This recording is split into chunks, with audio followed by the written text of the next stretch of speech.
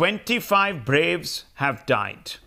But there is a whole class of apologists for Maoists out there who are glorifying terror by suggesting that the bloodshed is justified because the state has ignored their needs, the people's needs. Today, I want these apologists to listen to the relatives of the martyrs and ask themselves the basic question that this distraught father of one of the martyrs is asking of the nation. गुस्सा नहीं, मुझे पहले तो गर्व है, मुझे गुस्सा अपने जगह पे है। गुस्सा चूँकि मेरा बेटा, किसी का भी बेटा खोइएगा तो गुस्सा तो अंदर से आता है, वो सबको बर्दाश्त करना होता है। और मेरा बेटा शहीद हुआ है, मुझे गर्व है। आपको गर्व है, आप एक पिता हैं, आप कह रहे हैं गर्व है, लेकिन उन लोगों को क्या जो आज़ादी ब्रिगेड है, आप देखते होंगे जिस तरीके से वो कहते हैं कि बस्तर की आज़ादी हो, सुकमा की आज़ादी हो, कश्मीर की आज़ादी हो, उन लोगों को क्या जवाब देना चाहते हैं आप? उन लोग से मेरा निवेदन है, विनती है कि लड़ के कुछ हासिल नहीं हो पाता है। तो अगर गवर्नमेंट बैठे, वो बैठे, अगर आपस में भाईचारा से ही उन लोग को अगर आज़ादी, इस देश की भी आज़ादी मिली थी, तो गांधी जी ने कहाँ मार काट करवाया था, कहाँ गोली बारी या पिस्टल वगैरह किया था। उन्होंने प्रेम से आज़ादी दिलवा दी। बस यही है कि मुख्य धारा में लौटें, सरकार को भी चाहिए, नेताओं को भी चाहिए, ये प्रेम से ही बात करें। That's right. Kanhaiya, Umar Khalid and company, Gandhiji never picked up a gun. But let me tell you up front that the Kanhaiyas, Khalids, Digvijayas and the Krishnans of this world will never look within to answer this basic question. Sample this, for instance, from Digvijay Singh today. शासन का कोई अंश नहीं बचा है और मेरा तो आरोप पहले से रहा है कि मुख्यमंत्री रमन सिंह जी और उनके भाजपा के लोग वहां से उन क्षेत्रों में चुनाव जीत के आते हैं तो उनके साथ समझौता होता है, कुछ लेन देन होता है। मैं खुलेआम इस बात को कह चुका हूं, आज फिर दोहरा रहा हूं। See, I told you that the Digvijayas of the world are much happier passing the buck. This is because if they don't pass the buck, they will be forced to confront inconvenient hard facts that I'm about to share with you right now on this debate. Between 2007 and 2012, over 5 years, Maoists destroyed over 1,400 development projects, negating their own pro-poor credentials. After all, why would anyone fighting for the poor destroy works being instituted by the government for the very poor they are representing? Hard fact 2, between 2008 and 2011, Maoists abducted 1,554 people, proving that they are not spokespersons for the downtrodden, but are actually oppressors of the downtrodden. Hard fact 3, Maoists have surgically inserted, believe it or not, an IED, an explosive device, in the body of a CRPF Jawan, revealing their utter disregard for human rights. So don't be fooled. These individuals are not votaries of human rights. They are the transgressors of human rights. And therefore, tonight, questions will be asked of those who still believe that the Maoists are actually representing interests of the downtrodden, of those that actually don't have a voice and are fighting against a state that ignores, oppresses, and also, of course, suppresses the people, the ordinary people. Let me throw this out tonight. Colonel RSN Singh with us live. Also with us are guests from the left and those from Delhi University who have called upon themselves to represent the class of terrorists who, as I have just told you through those hard facts, are worse than even the Taliban. Let me first begin with Colonel RSN Singh. Colonel RSN Singh, can anyone in their right minds justify terror against the Indian state by claiming that it is justified because the state oppresses? I want your first response to this. No, I think firstly our assessment and analysis is always very episodical. Some intelligence failure here, there is no DG CRPF, things like that. And then it is, very predictable. After every such incident, you will have these people, these so-called, people who are actually congenitally murderous in their intent, the leftists. Their congenital, their indoctrination starts when they were, their mother's womb itself. So these are the people who will come and, they will, talk about socio-economic theories. They will talk about human rights. They will talk about peace.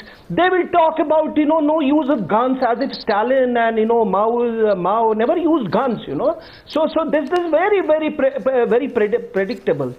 Now, what is, time is short on, 30 minutes debate, but let me tell you, what is the solution? The solution, as per me, is that, let's first get out of this, cyclical nature of this, incident, debate, then leftists, coming out with root cause. See, this is an ideological attack, for God's sake. You don't go into this, tactical things that intelligence was, the communications were not good, or, they did not go and occupy a high ground. The fact of the matter is that you had a professor here in Delhi University. It symbolizes everything. He sends a student, right?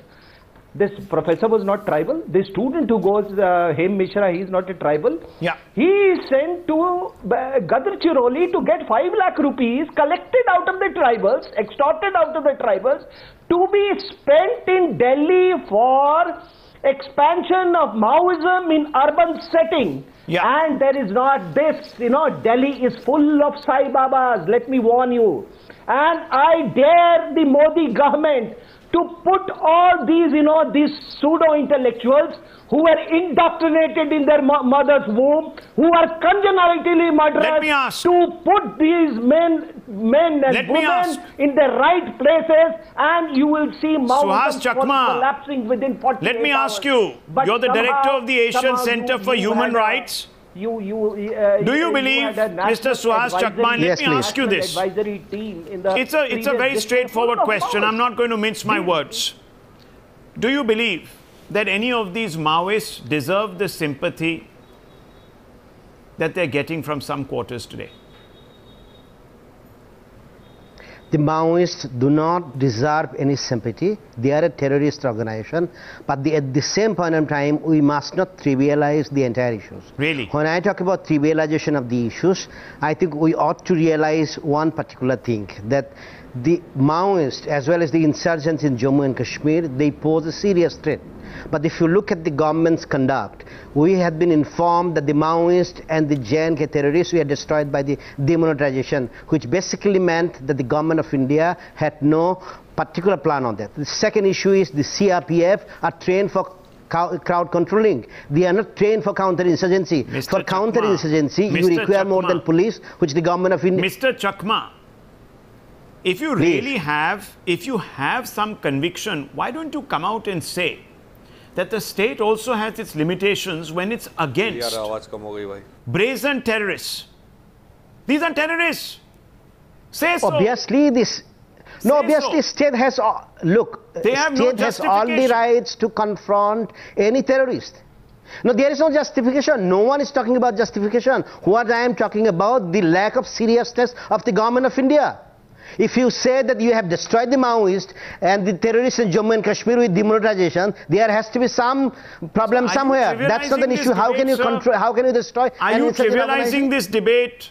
Why are you trivializing it? I am not trivializing the debate. Are you trying to suggest that demonetization... Now, come on, sir. I mean, demonetization is one of the many elements that the state is using to trying to control the spread of extremism. It doesn't mean that it is the only solution. I think if it's anyone, an intellectual of your caleber, director of the Asian Center for Human Rights, you should be today coming out and unapologetically saying that we're dealing with a bunch of thugs. Let's look at some people who have actually called a spade a spade. In a March 2017 report from Dantewada, listen to this, sir. Dantewada, Rahul Pandita writes in Open Magazine about the oppression that these terrorists subject the destitute villagers to. Let me put it out. Mr. Varshney, Listen up, sir. In the past few months, Maoists have killed hundreds of civilians in their areas of influence along the entire Red Corridor, especially in the Dandakarnya Special Zone Committee, of which Bastar Division is a part. 3 days before killing Bakka, Maoists held hostage the entire village of Burdikarka and Dhanikarka in the neighboring Dantewada district and severely beat up dozens of villagers. People from these two and another village called Gadmiri had recently held a mass protest against the Maoists. Sir, how are these individuals, Mr. Varshney, that your government, that your party rather, asks us to examine closely, how are they any better than the butchers of the Islamic State? I'm asking you this question, Mr. Varshney. Look, Rahul, let me make it clear to you. Yeah. I am a leader of the Communist Party of India. I do not know to whom are you quoting. We don't support these views. We strongly condemn these killings of the 25 soldiers of the CRPF. And we believe that the government of India will look after their families' interest, because they are also sons and daughters of the poor farmers. And not only the service benefits, other benefits should also be given to them. Sudhanshu ji is sitting here. He is a representative of the government. He understands better. And I hope he will take it in a proper sense what I say. Second thing I would like to say, all conflicts have to be seen in a socio-political and economic terms. No conflict can be solved by the military rule. We have seen what is happening when the dominance of military is more in Pakistan. No, one second. Are you suggesting that the state is using... Are you suggesting that the state here is using violence to deal with a socio-economic problem? Excuse me, sir. Are you justifying... Dr. Varshney, are you justifying terrorism? There are many people who are oppressed. There are many people who don't have money. There are many people who don't have any prospects. Mr. Varshney, hold your thoughts, please. We don't need a certificate from any anchor or anybody. No, I'm not talking about giving you any certificates or even... Why should I? No, one second. I'm not interested in that. You have to listen to me, Rahul. I am talking to... listen to the massacres under left rule. What was... I'll ask you, sir. Let's look at the massacres, the histories. 1977 to 2007. What was the justification, sir, for the Sainbadi killings of March 1970? I'm asking you, sir. The Marit Jhapi massacre in January 1979. What was the justification for that, sir, under left rule? Ananda Margi monks burnt alive, April 1982. Nannur massacre, July 2000. I'm asking you, sir, do you want me to go through the facts? What was the justification when left parties went on the rampage? I'm asking you tonight. Was that not state oppression? Mr. Varshney? Look, we have never gone on rampage. You are really? Left front government in 1977, much before they came to power, the CPM leaders started experimenting with murder as a political instrument. Way back in 1970, CPM cadres murdered two important Congress leaders belonging to the same family of Burdwan. It's all here. Do you want me to start reading it out, sir? If somebody tried to spread communal... On Saraswati Puja Day, the Jyoti Basu-led left front government fired, starved, shot and killed Bengali Hindu refugees.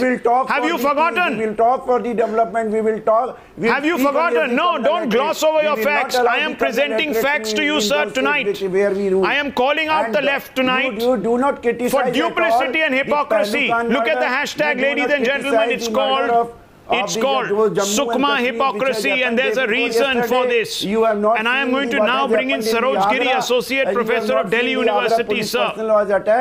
You are not bringing those things in. No, I don't care. Two wrongs don't make a right. I'm only asking you, sir, tonight. Always since independence. Have the courage of conviction. Have the courage of conviction to tell those people out there, those extortionists, those rapists, that they've got to stop. They've got to stop doing this, and they cannot. One second. That they cannot justify this in the name of oppression. I'm sorry, sir. This is not revolution. I'm sorry. You are harming the cause of revolution. This was a road building force. They are insecure because when development comes, their own claim over these areas weakens. That's where this problem is beginning. I want to bring in Saroj Giri, Associate Professor of Delhi University. Let Mr. Varshney, let somebody else speak. We have been targeted. You have not been able to answer my question. I want to bring in Saroj Giri. Mr. Saroj Giri. According to you, poverty is elevated. According to you, education what kind of so-called people's movement is unnerved when the state carries out development work for people's welfare? Lower his fader because he's just going to yak on and on and on and on. Lower his fader, please. Yes, Saroj Giri. What kind of so-called people's movement is unnerved? I'm asking you, when the state carries out development work for people's welfare? Simple question. Yeah. Tell me, sir. Yeah, Mr. Rahul, thank you for inviting me to your program. I am already, from what I can see, the way you have framed the debate, I really I am in two minds now what I am doing here in this program because of the way you have framed it. Well, if you have a point of view, present it. Because I thought this is really about what happened in Sukma. This is really about Sukma, but I think you are bringing in all kinds of strange terms. No, there is nothing. Know. So let's really get into the issue that has happened. Yeah, and I really want to quote what you have quoted from the father of the Jawan who was killed. Yeah. And I think the father is really making a very sensible point where you just flashed on your screen. The father's message is very clear and we should really respect that message. The father is saying that war is not the solution, right? And this is a message that I think we should all really consider really seriously. And the Jawans who got killed, the Jawans, they went there doing their duty, and the Jawans and on the other side were these poor Adivasis, 300 of them, Adivasi women. I would imagine what a dialogue between these Jawans and these Adivasi women would be. And I think that is the level at which we should pitch this debate, not at the level of this internet troll kind of debate here, some urban Maoists, some Azaadi Brigade. Let's not get into, let's not divert. Let's really talk about what's happening in Bastar today. Lecturing. If you're interested in that, Rahul, then it will be really meaningful. Right? Let's not take these straw men and straw women. Stop lecturing. Let's get out of this social media kind of a framing. Stop lecturing. Is, if you give me 1 minute, please, my sense is that if you want to, Rahul, I can hear you properly. Please give me a minute. 26 people have died. Rahul, For God's sake, you Maoists, you stop lecturing. What I'm trying to... You are the criminals, English-speaking Is somebody criminals. screaming? I can't hear properly. Colonel Harrison, somebody screaming. I'm sorry. I don't know why you are screaming. Who is this man? 1 second, Colonel Harrison. What I want to tell you today is that if you're talking about the Maoists, we should really, you talked about what happened in the 70s in Bengal. First of all, don't talk about Maoists here. From a small village called West Bengal. Excuse me, Let's sir. really go into how they started, what they're all about. Saroj Giri. Instead of doing this rabble-rousing thing, there's no rabble-rousing here, Saroj Giri. First of all, don't legitimize these criminals. You are a congenital. You are a congenital. And the hypocrisy, Rahul. Mr. Saroj Giri, 1 second, doctor. Who want to favor the war 1 second. and who is forcing this war there. Saroj Giri, second thing, Rahul, Saroj Giri, who is the law in this country? Can I please address the question? Who is the law in this country? When there are individuals who are abducting people, the state has to step in to protect its people. There are individuals who possess rocket launchers today, Mr. Giri. I have no quarrel with you on that. Would you go out and fight them? I'm asking you. If you're such a such a resolute, Mr. Rahul, what I'm saying if you're such a resolute peacemaker, why don't you first ask these individuals to turn in their weapons? I think you should know that in a state, a modern state, only the state actually has the right to bear any instruments of war. I don't need to be telling you, sir. You're probably a scholar in this. I hope you are. You know what the Weberian system is about. He's a scholar? I'm asking you. I'm asking you today. Can I respond? Why shouldn't Mr. Giri, these individuals, these terrorists, these rapists give up their weapons, come out of their little nests in the jungles submit themselves Mr. to the Rahul, law let and me say, respond now. And say, no, excuse me, we are ready for negotiations. Mr. Rahul, after I heard about this incident, can I please respond? Mr. Rahul, can I please respond? After I heard about this incident, let me tell you honestly, the first thing that went into my mind was really about the specifics about this incident. And you know, the kind of words that is used, that there are terrorists, there is a terror module and all of that.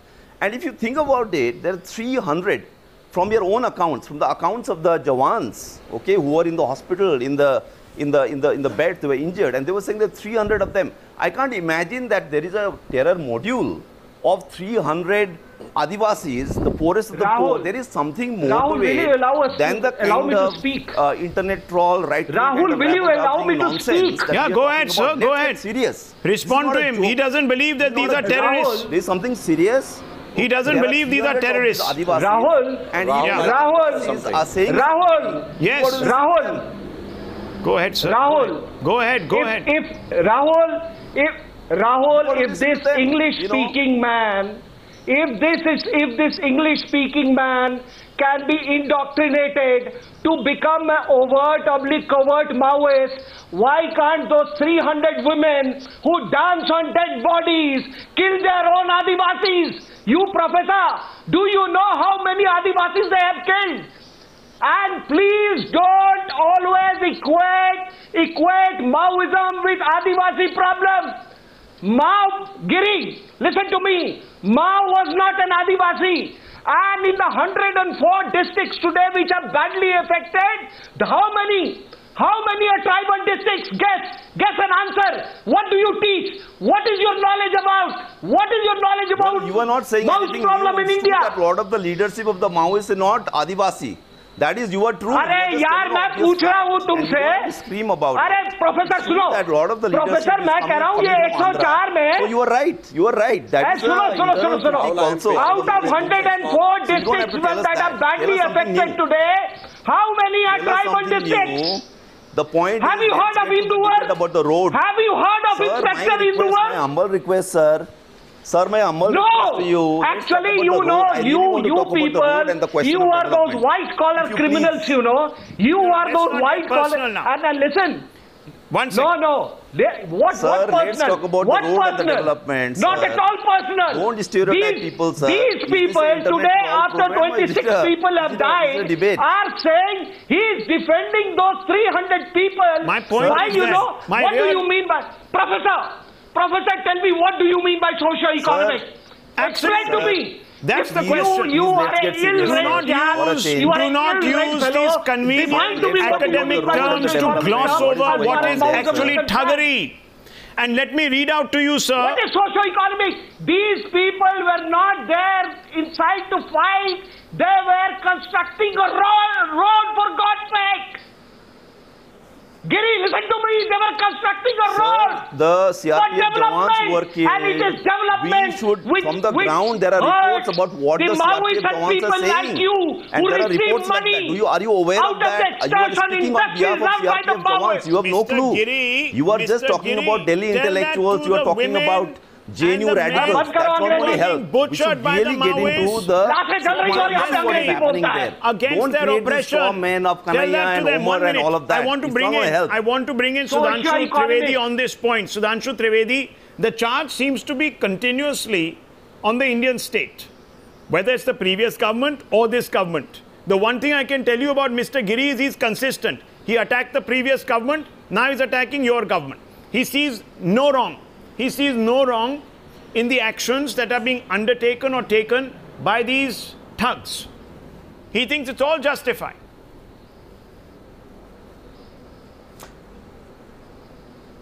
Rahul, whenever they try to justify and put blame or allegation on Indian state, they take three pretexts. Number one, there should be a freedom of speech. Second, they say that the development is being deprived to that particular section. Third, they say this is a reaction of poor against the privilege. I will answer on all the 3 points. You are talking about freedom of speech, and that too with an armed rebellion, with guns, bullets and rocket launchers. and creating such a violence, and then you talk about sitting here in the air-conditioned Bangalore, talking about the freedom of speech should be given and giving them an ideological cover.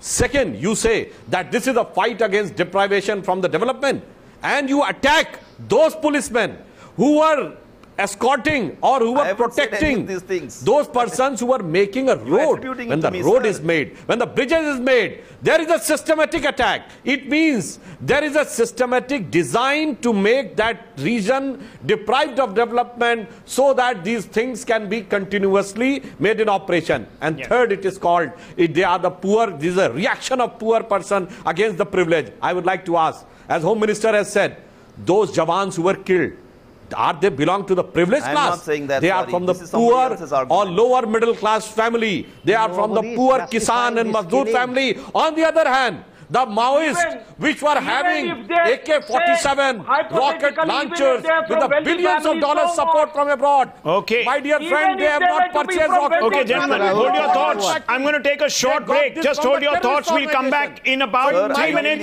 Back to this debate. This is not going anywhere. Stay with us. Don't go away. I'm taking a very short break.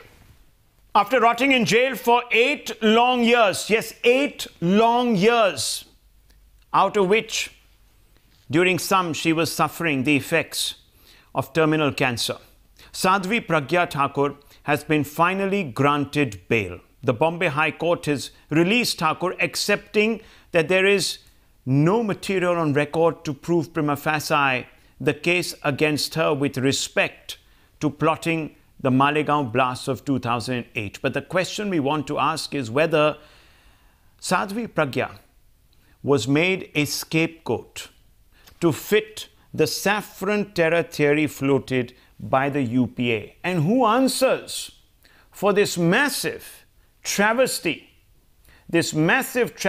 of justice which has denied Sadhvi Pragya 8 years of her life? Let's throw this open tonight. Joining us is Dr. T.A. Rahmani, President of the Muslim Political Council of India. Also with us, KTS Tulsi, MP of the Rajya Sabha and a noted lawyer. Dr. Sudhanshu Trivedi of the Bharatiya Janata Party is with us. Colonel RSN, defense analyst. Let me first begin with you, Mr. KTS Tulsi. Why would you today argue against the most basic question being asked? Was Sadhvi Pragya framed by the UPA to prove its Saffron theory formulation? Simple question, sir.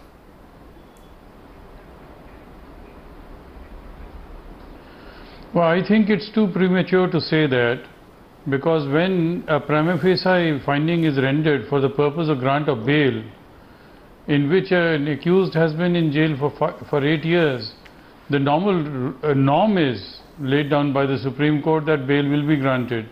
And in Mokoka, it is essential for the courts to record a finding that prima facie there is no material.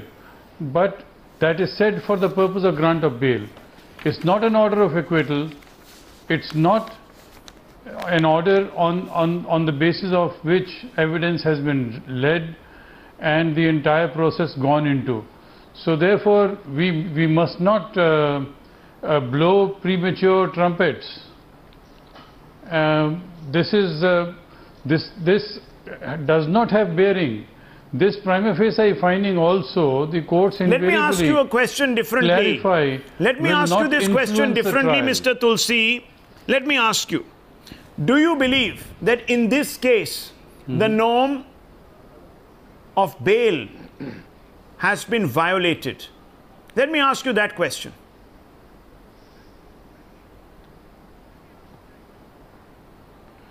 No, it's, we come across these cases every day when we are doing these. Every day. We many times feel strongly that in spite of the fact that there is zero evidence, people have spent 10 years, 12 years, 13 years, and we are still crying for bail. I think that the bail law in India is too stringently applied. Right. The discretion of the courts deserves to be much more in favor of bail. How convenient it is. But the liberal jurisprudence which was propounded in the 70s has now given way to lack of concern or reduced concern. Blame for the liberty of system citizen. when it suits you. When it suits you. That's what we're hearing today. Dr. Sudhanshu Trivedi, no question has been answered in a more circuitous route as this one. I'm asking you, has Sadhvi Pragya been framed to prove Saffron terror theory?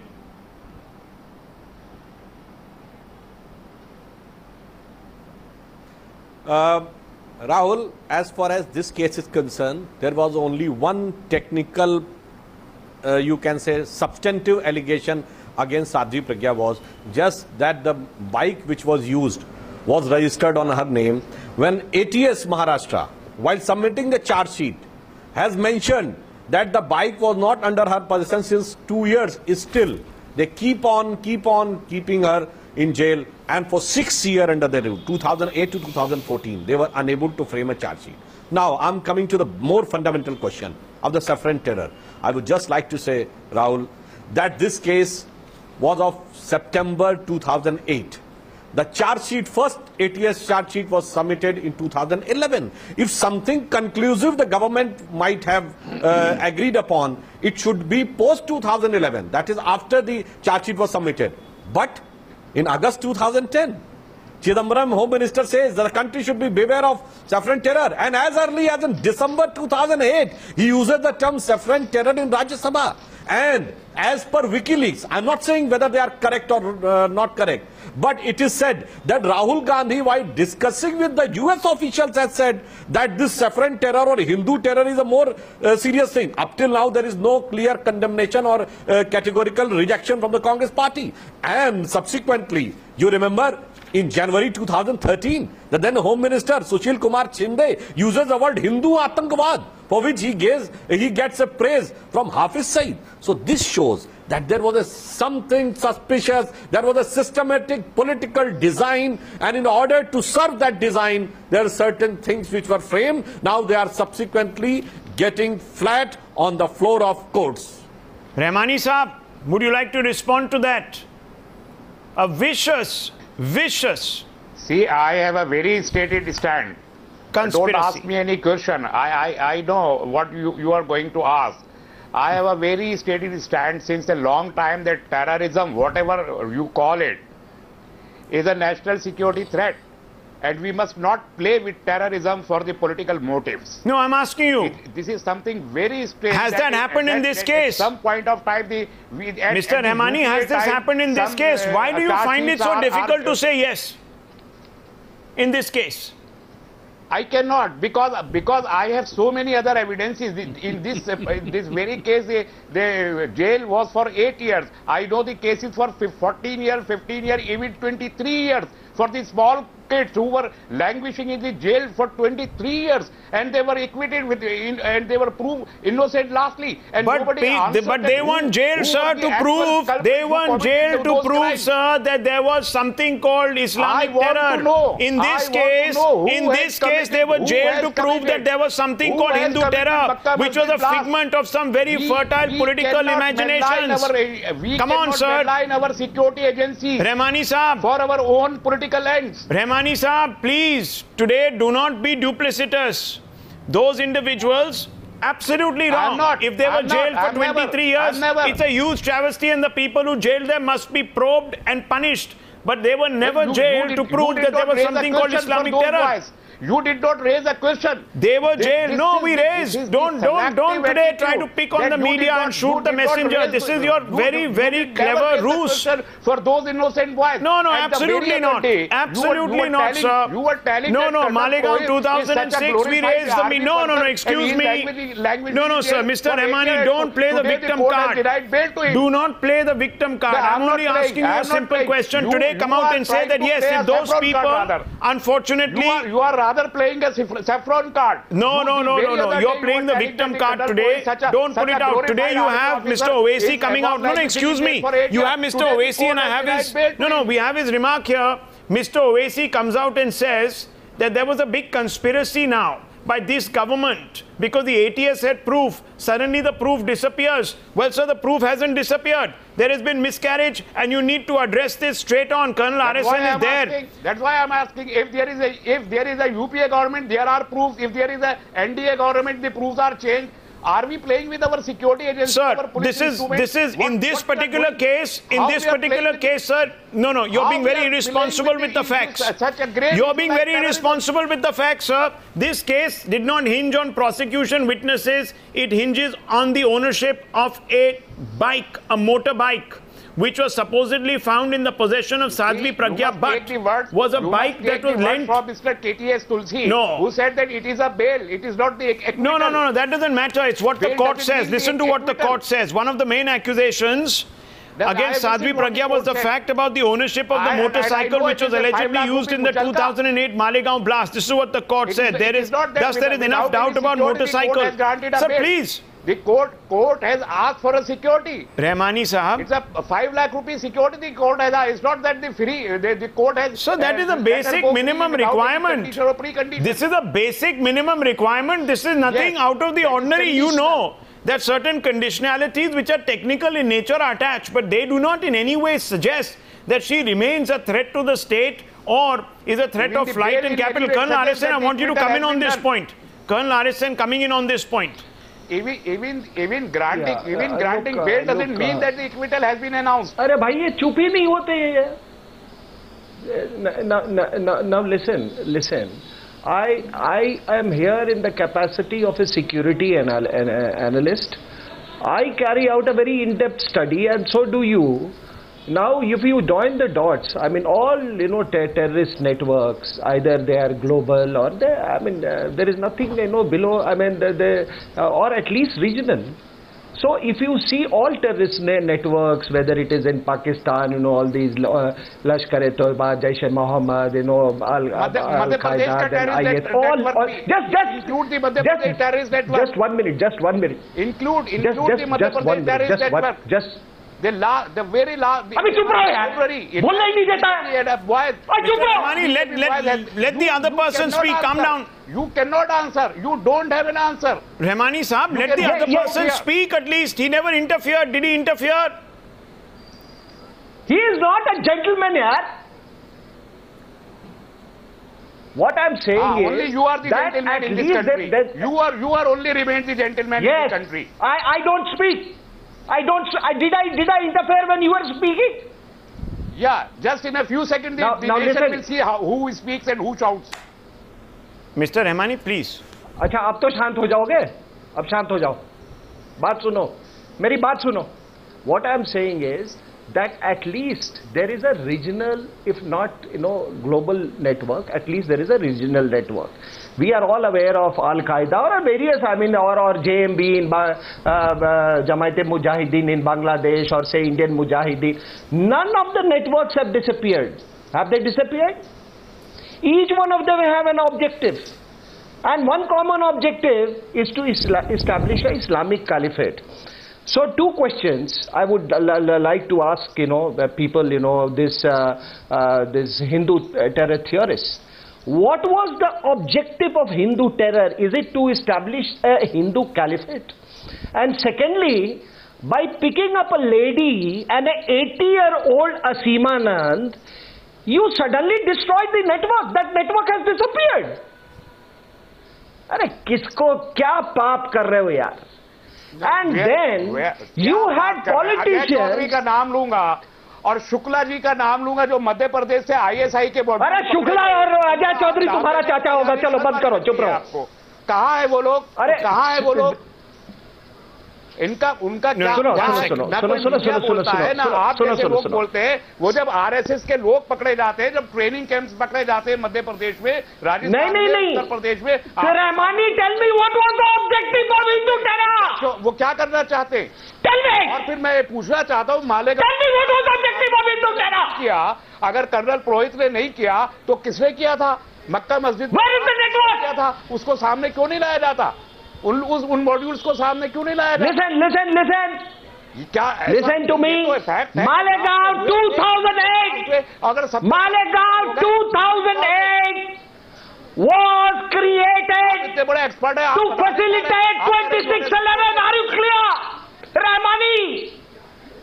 There are people in Luton's Delhi who planned Malegaon 2008 to facilitate 2611 so that people of India could buy the theory of Hindu terror. Are you clear about it?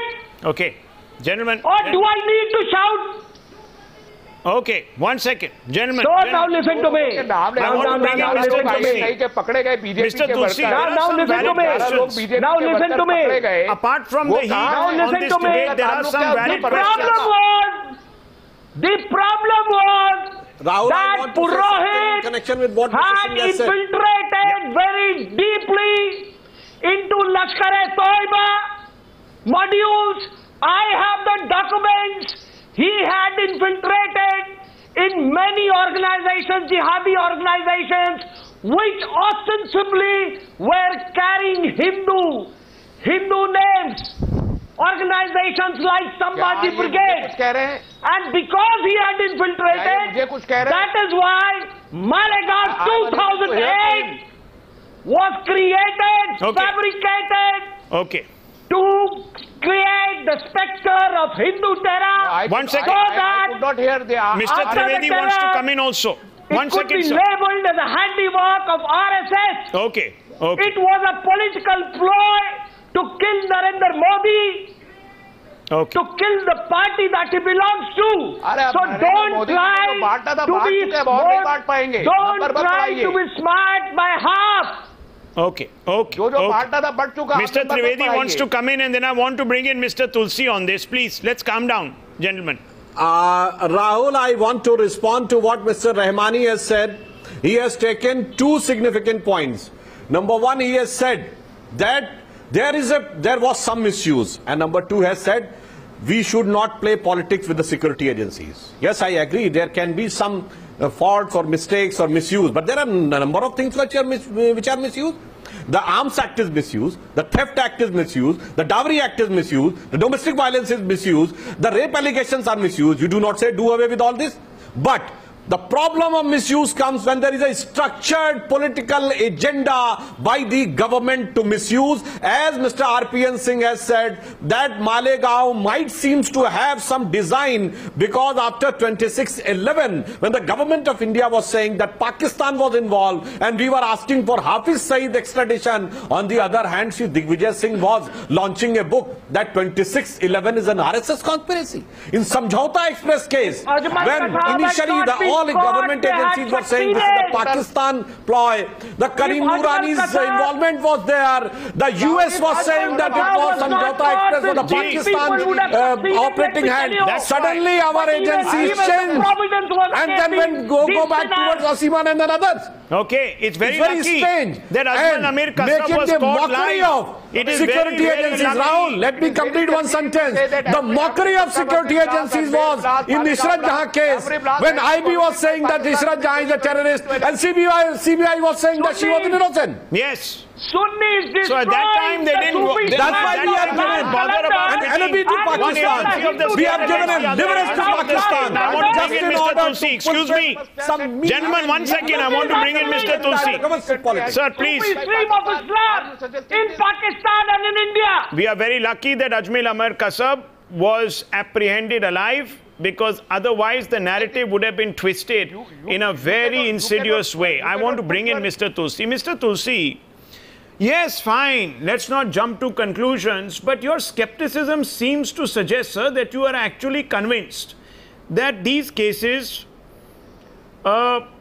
concluding that there was something called Hindu terror or Saffron terror, have a core of fact.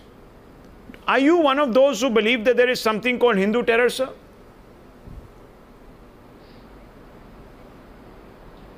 No, I don't know. There is terror is terror. Terror can have no color. When people called Khalistani terror, I thought it is wrong, because the terrorist has no religion. There is no question of Hindu terror or Islamic terror or any terror. Terrorist needs to be most decisively put down. and dealt with under the law, given extreme punishment. I was also associated with the finalization of Tata Act, and I defended Tata Acts in the Supreme Court. I was prosecutor against Khalistani terrorists, or I'm sorry, terrorists in Punjab.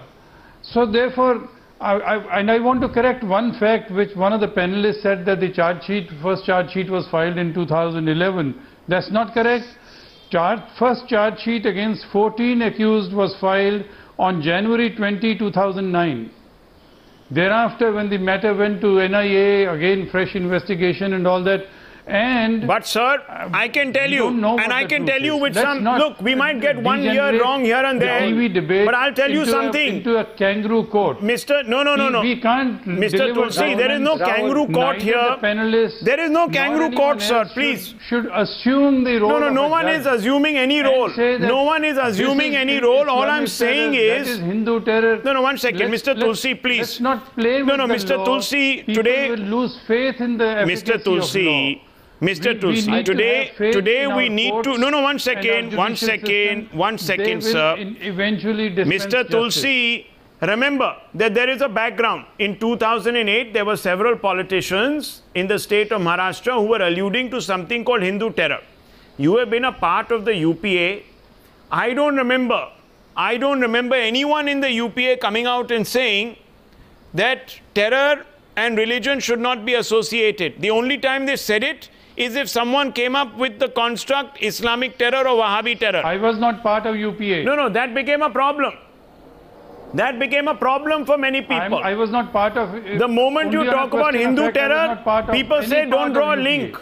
No, one second, sir. Moment people talk about Hindu terror, then it's okay to draw linkages. When people talk about Wahhabi terror, people say, no, terror knows no religion. So we need to get our facts right here.